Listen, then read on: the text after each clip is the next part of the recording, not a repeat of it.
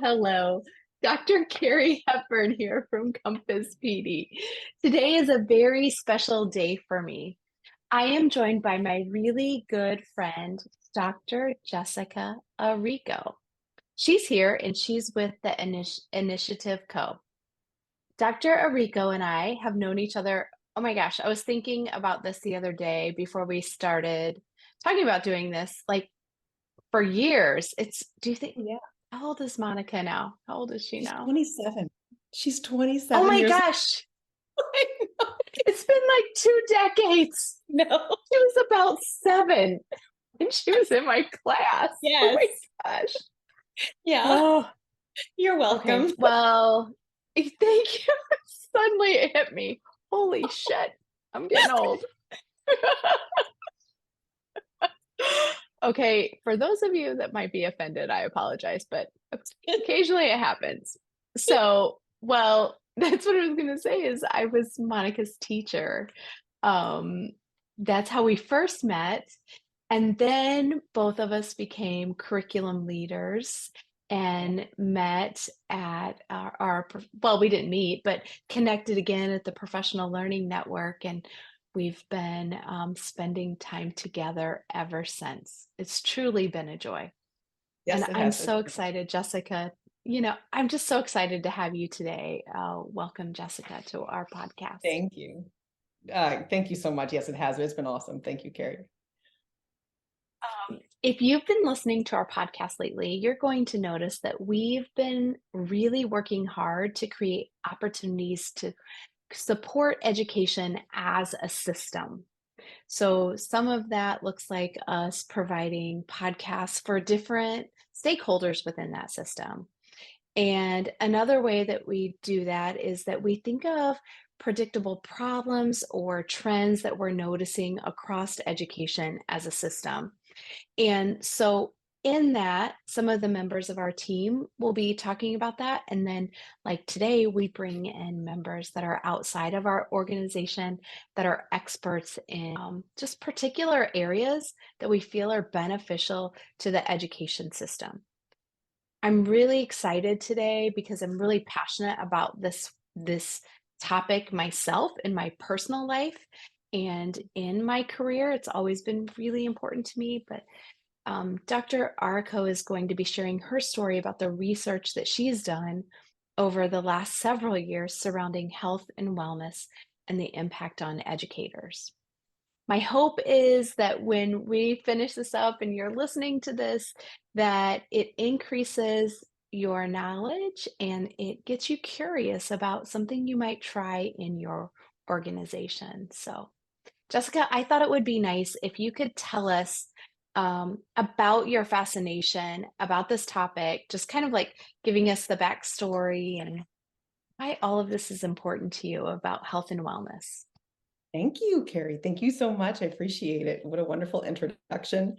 I will give you the shooting star version because it's a long one. But Okay. I grew up in Southern California in an environment where it was. I woke up. We had wheatgrass shots and aloe vera juice in the morning, and I thought every child grew up like that, and it was just normal. Movement was very normal. It wasn't something that you thought of as extra. And when we moved here to Missouri when I was in my teens, which was fun, Mhm. that changed completely. So it changed from that every day to a very different diet, a different, very different movement pattern. And you have the 4 seasons here, which also tended to limit people's movement 24/7, Mhm. 365 days a year, where that was not a factor where I grew up.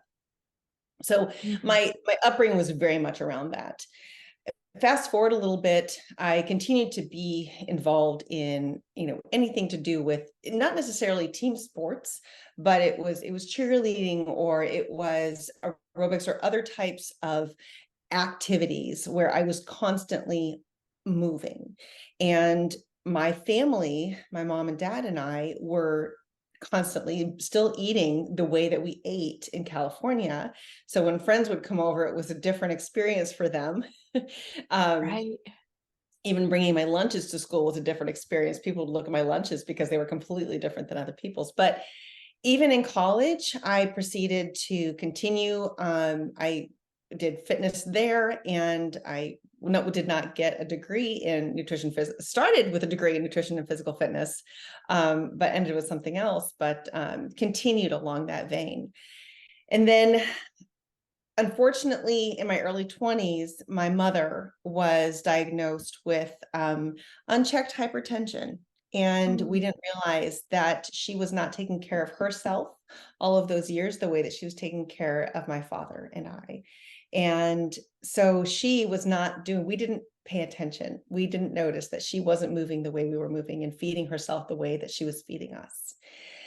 So she unfortunately passed from the effects of that, and ultimately. And so this was something for me. I noticed, I said, you know what? This was completely preventable through nutrition and mhm, movement. So mhm, in education, made sure that, myself, that with my two children, I did not want to put them through that. I did not want them to see, mom not taking care of herself, because I wanted them to take care of themselves as well. And mhm, as an educator, I was noticing that my peers were constantly either, exhausted by the end of the day, completely burnt out, and their diet or lack thereof, what they were eating on a regular basis, was just very limited. I mean, coming into to work with a, supersized Mountain Dew and Sour Patch mhm. Kids was, it was a kind of a joke, but it was the norm for many of my Right. peers. Yes. And their movement patterns were just, it was random and sporadic. And, and if they did something consistently for a while, they would fall off, because they always put their students, their families, their friends before them. And that's something that was very natural for them. So Mhm. I said, I doubled down in everything that I'd ever done with fitness and nutrition my whole entire life. And I said, I'm going to go back again and get yet another degree, and do my dissertation in what I know best, which is nutrition and movement, and how it impacts educators' job performance and their overall job satisfaction. That's exactly what I did, and I continue with that. And I myself, I follow my protocols all the time. I mean, it's part of life. It's not something that I believe we can separate from our regular life. It's just like getting up and taking a shower and brushing your teeth. Mm, It's something very, very important. So that's that's how this came to be. mm. I hear so many similarities in your story and mine. I did not grow up in an area that we had. I grew up in the Midwest, so I Okay. didn't have the opportunities like you did regarding the food and the movement, but I think watching my mother pass, way too early because of her health and wellness choices and how much of the life that I know she wanted to live and see with her children and her grandchildren that was missed out, like, that was the catalyst for me that was like, "Okay, taking care of your body is important.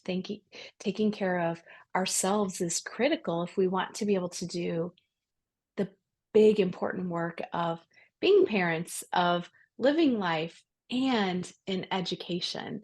So every time I hear your story and hear people who are really passionate about what they do, there's always something there that like helped propel them to this is their passion. Oh So yeah. knowing that you started this research process, can you tell us what that was like?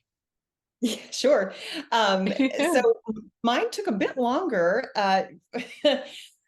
for a couple of reasons. When I initially started this, when I'm digging through it, I'm talking with my chair.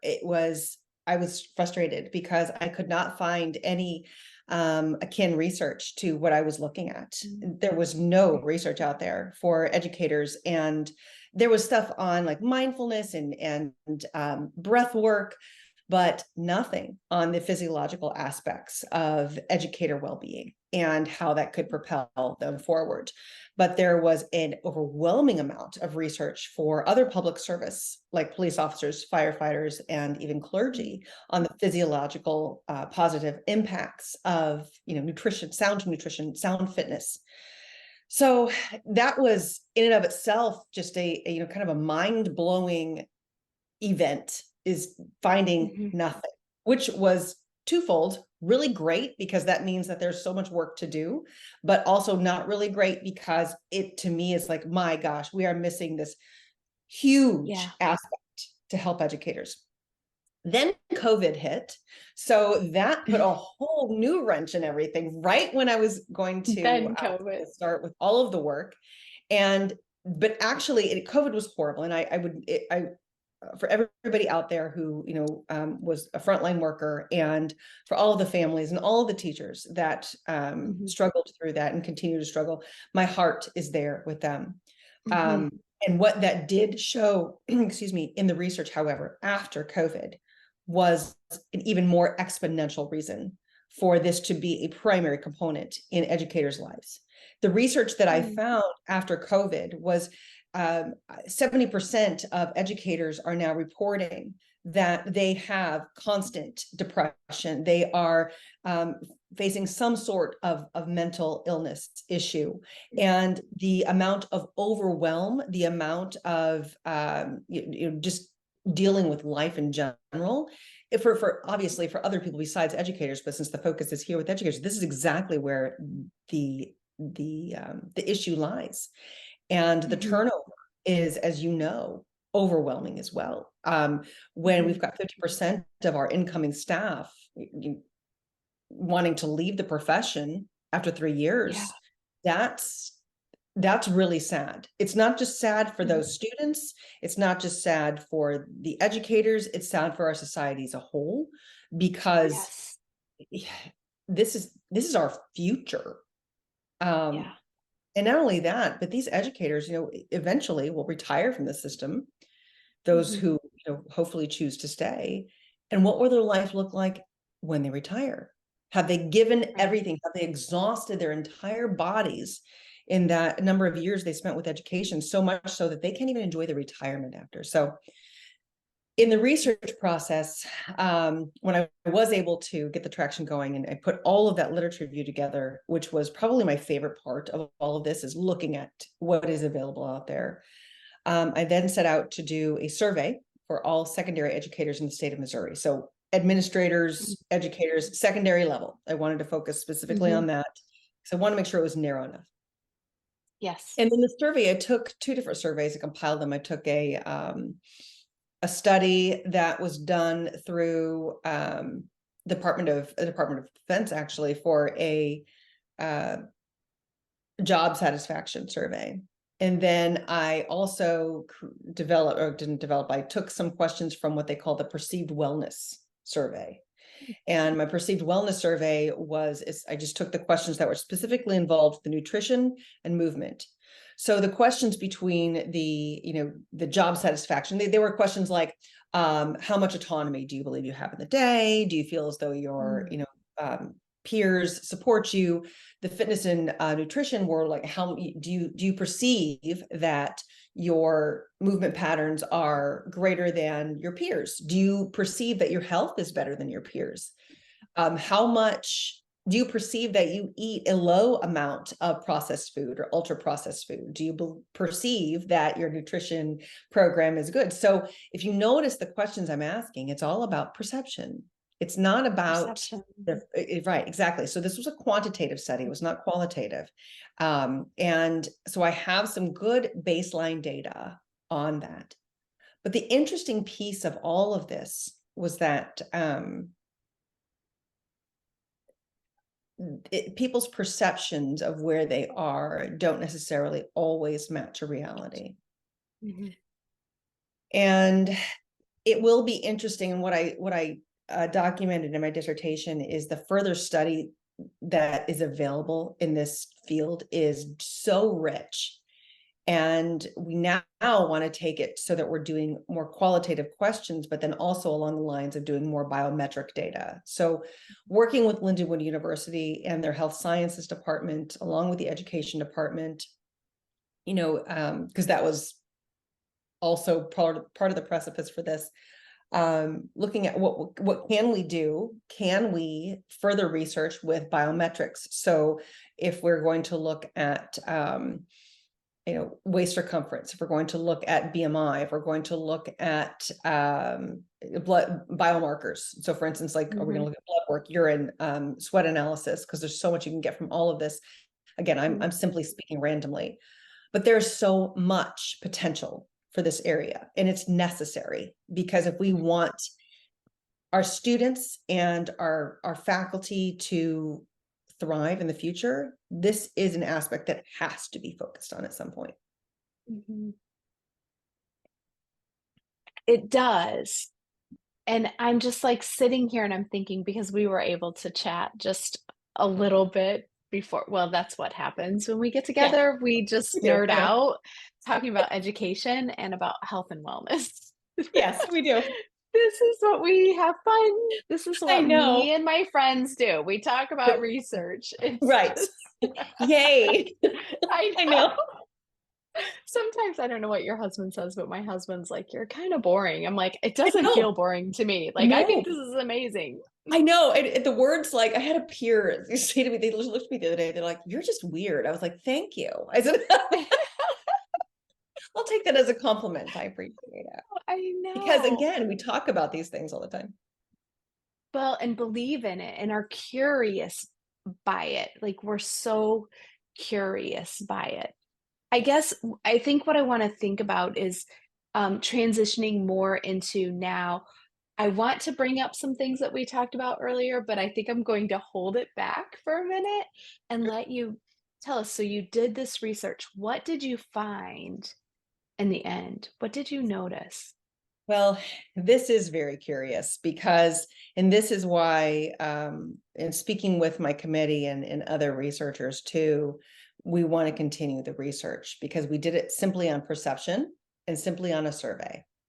Mhm. We did not find in those questions a correlation necessarily between perception of fitness and perception of job satisfaction.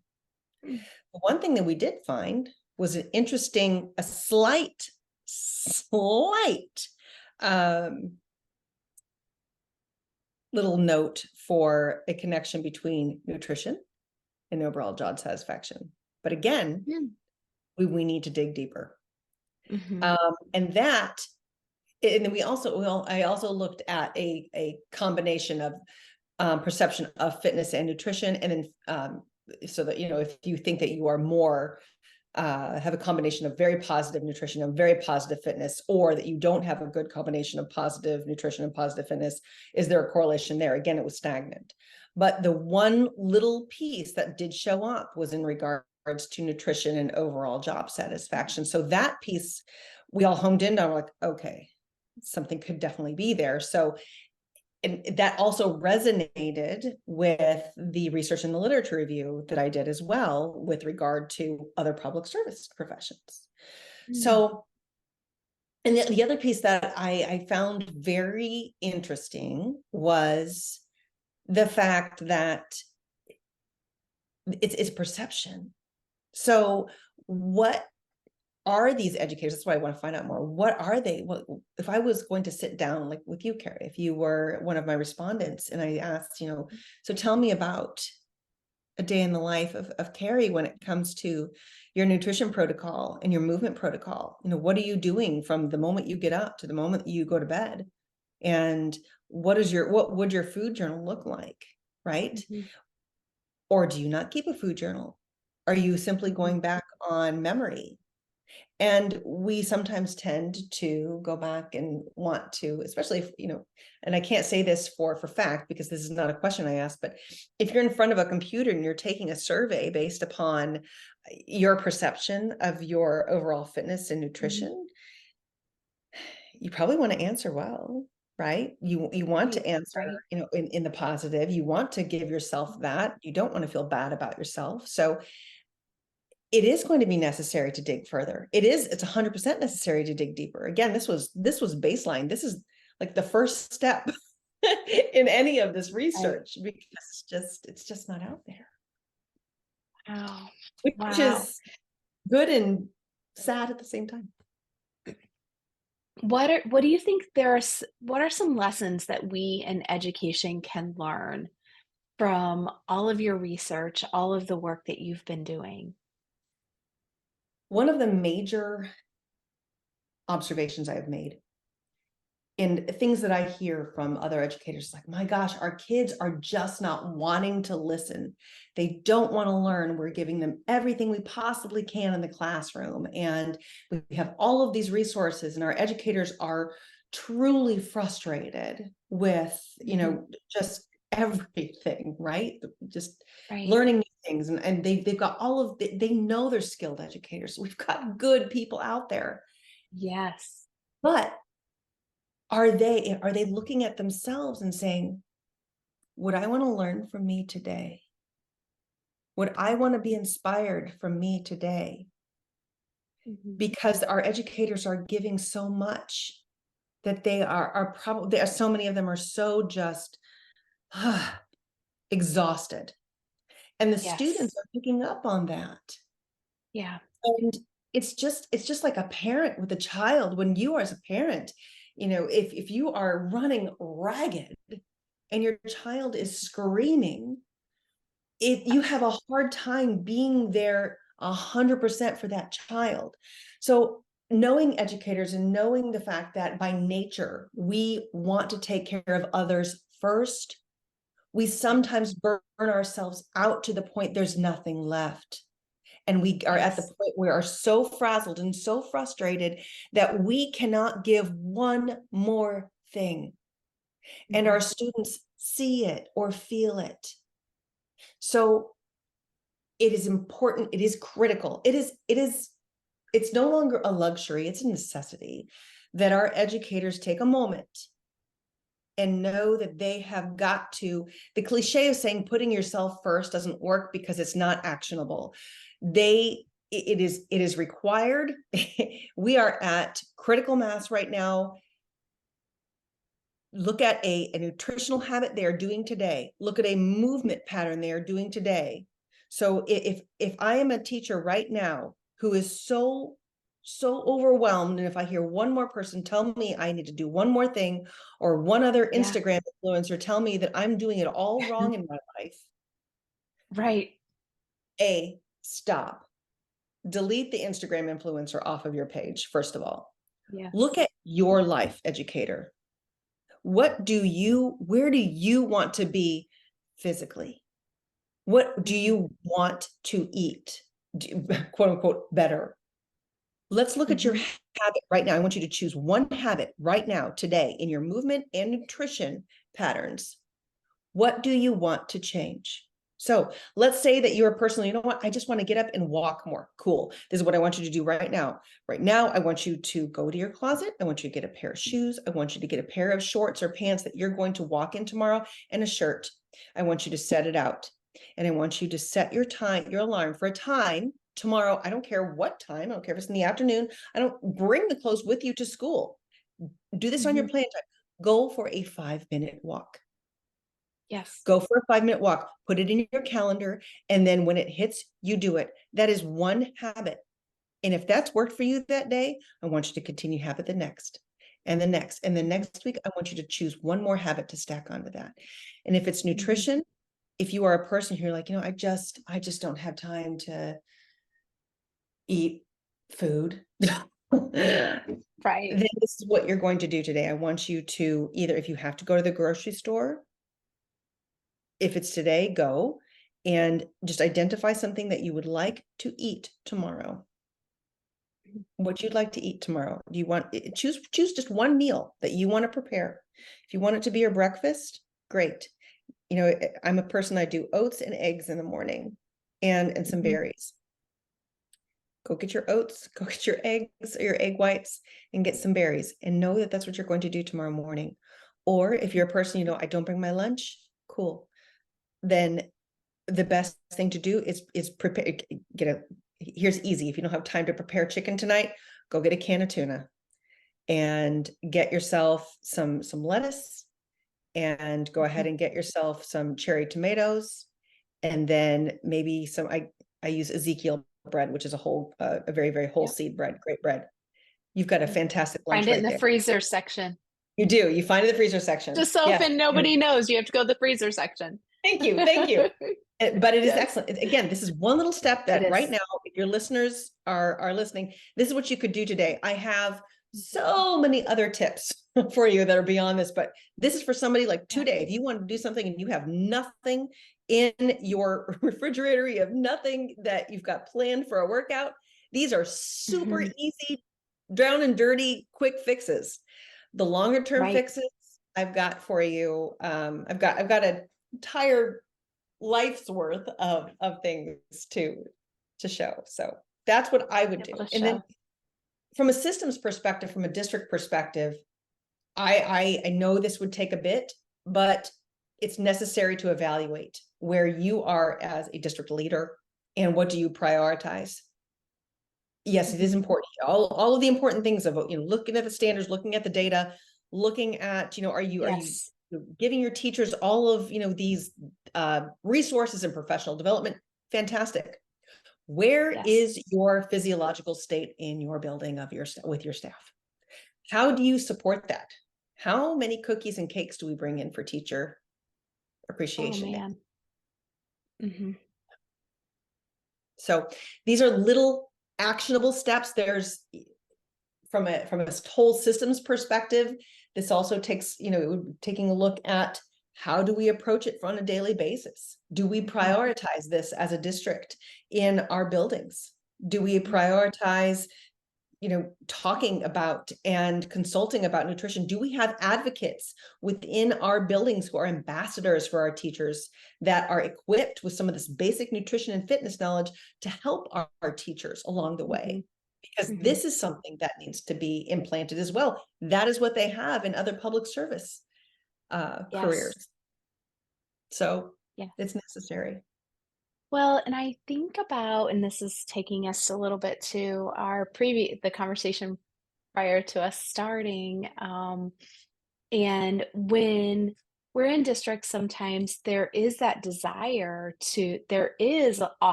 I don't want to say sometimes, there is a desire to promote health and wellness with Mhm. employees, with the staff. Mhm. However, the approach is things like, let's buy water bottles or let's buy t-shirts that encourage people to get out there and take care of themselves, drink water, and the t-shirt, I guess, is to promote exercise. And that happens on one hand, yet Yep. our time, the daily grind of what's happening in our schools is there's no time for breath or space.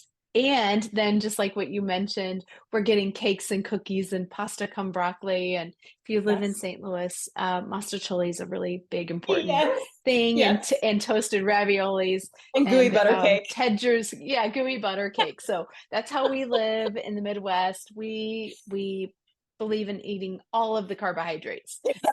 And if it's No carb left fried and behind. covered in sauce. No, no, like we work really hard at that. What advice would you give an organization that's wanting to start this work, or maybe make a couple of small shifts that you think would make the biggest impact for their staff starting in Definitely. January? And I'm so sorry my dog is barking. I apologize greatly for You're that. fine. We love dogs. We love Good. dogs on Compass PD.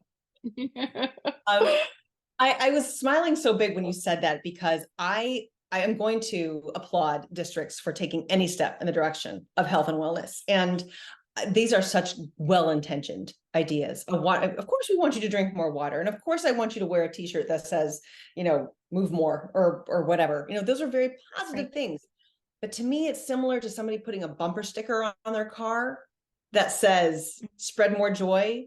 and yet they're Mm. honking at the person in front of them and saying horrible things to them, right? It's we Yes. wear the slogan, but we aren't the slogan. So, and that's actually one Yeah. of my biggest pet peeves is don't Mm. just wear the slogan. Be the slogan. You don't need to wear something if you are that. So with a district, and this is where it becomes the hard work, right, Carrie? And I Mhm. know that you know this too. What I would do is work with the district to take a really hard look at what what do we do on a regular basis? What is our protocol just for everything? Like when it comes to professional development, when it comes to student routines, when it comes to teacher routines, what is the daily routine that we have? Mhm. And what time within that day is being used most effectively, right? And how do we fill that time? And for our teachers' plan periods, do we give them opportunities to move? Do we give them opportunities to have some type of fitness protocol? What options do we provide for our educators when it comes to, okay, this is what, when you get to 2 o'clock in the afternoon, have we taught our educators how to eat prior to 2 o'clock in the afternoon so that we aren't Mm. in that lag time and that our teachers aren't so slumped over they can barely teach a Yeah. child, right? Right. That is what I would look at, and looking at, okay, educating the educators on this is how nutrition and movement can and does work on a cellular level to promote that Mm. energy throughout the day. So looking at their current systems and then looking at ways to provide those physiological interventions, tiny ones, Carrie. They don't need to be monumental. I'm not talking about doing a Mm. powerlifting session in the middle of the day. If they Mhm. want to do it, I'm all for it, but they don't have to do that. But Right. this is when it starts to become physiological forward, because the physiology piece of all of this, and this is something that you and I touched upon before, is so connected with the mental piece, right? Mm. And even our poor teachers who may be taking like 10 minutes of their plan time to have a mindful moment or to do some breath work, if their physiological state is so out of whack and if they've Mhm. ingested so many foods that are going to take their brains out of that a potential for a good mindful moment, that is not going to be the best use of their time. So it's educating the district to educate the educators to get to the point where our teachers know how to, they've got the guidebook on their own body when it comes to nutrition and movement so that they can do well from beginning bell to well after that ending bell. Mhm. So that is the first step I would take. It's not, it's again, it's fantastic that we're doing the water bottles and the t-shirts, but Mhm. I firmly believe that those resources are much better spent in providing the expertise to come in and educate a core set of educators to help work with the district team to understand their educators' physiology. Then you have an empowered staff.